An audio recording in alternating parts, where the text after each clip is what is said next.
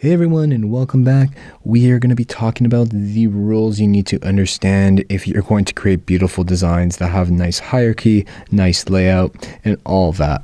So let's jump right in. So I think one of the things people forget often is that we know how to create a grid and we need to really know how to actually use it. A lot of people just create the grid and don't use it properly. These are going to be some guidelines. So let's jump in. Elements must sit on some number of columns. So right here, we do have the elements all sitting on those columns. You'll notice that we even have grids within some of our items here, which is another practice that you can, get into if you really want to get down to the nitty gritty of like that type of layout.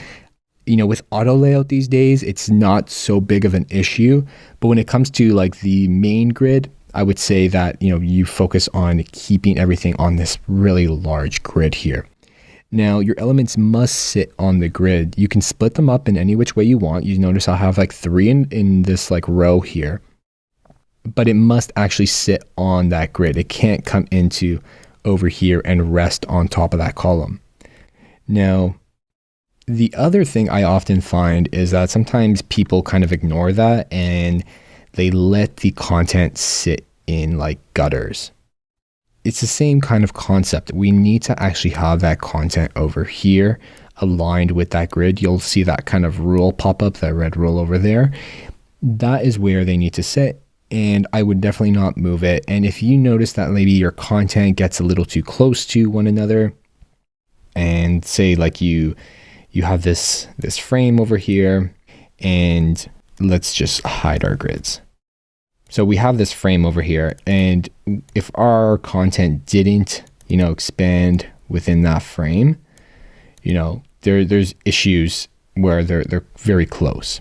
Now we have this frame, and we can create like these little cards that give things a little bit more breathing room. We can have a little bit, a little bit more extra breathing room on either side, and that will basically allow you to, even though this text isn't necessarily resting on top of the columns as like I am illustrating, it is definitely resting within the columns of this card. And also like the entire card or the parent card is the one that's on the actual element. So definitely remember that.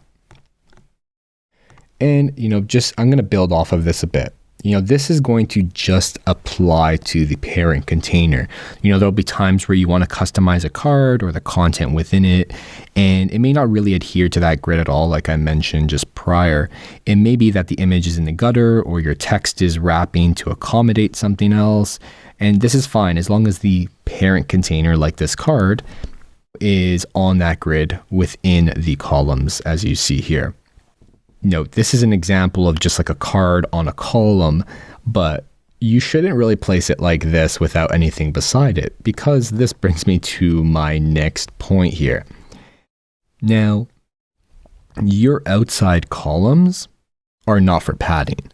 That's just not how it works. It may be that, the width of the content is just like either too wide or too small, and you're doing these dynamic layouts, and it does have its place, don't get me wrong, but it will have an outside margin. And when you scale down, like your layout's going to have that outside margin. And when you scale down, your margin can be adjusted to give you more space on each end. So if you're definitely use breakpoints if you need more padding. So an example is you can do these purposeful layouts where, things are staggered and there's like, 2-column spacing on either side or how many pixels you need.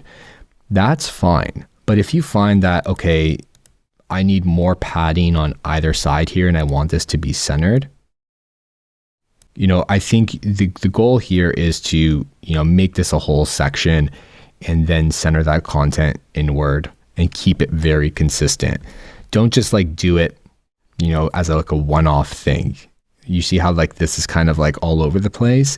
It doesn't really allow our eyes to kind of flow naturally through it. And that's just not how, it's going to naturally work in the real world. You're going to have the developer that you need to really work closely with to figure out, what sections are going to be like these components where I'm going to have like 40 pixel or 120 pixels spacing on the right here, and then it's going to stagger. It just gets things unnecessarily really complex. It just makes a really big mess of things. So I try to keep it very consistent and very easy for everyone that's going to be implementing my designs. You have to think about your developers too.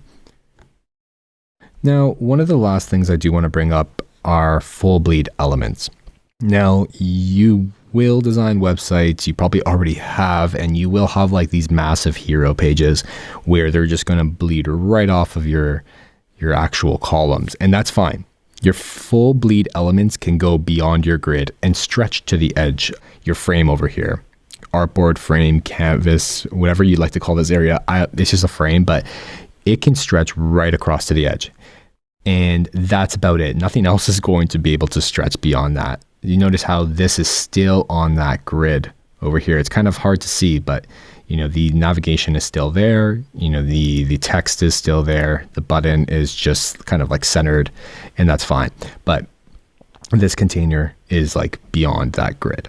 So that's it. You're good to go off and actually use the grids that we designed. Go start using them to build some of our next designs and keep them handy, because that's what we're going to definitely use. And I would say try and create your own grid and keep going.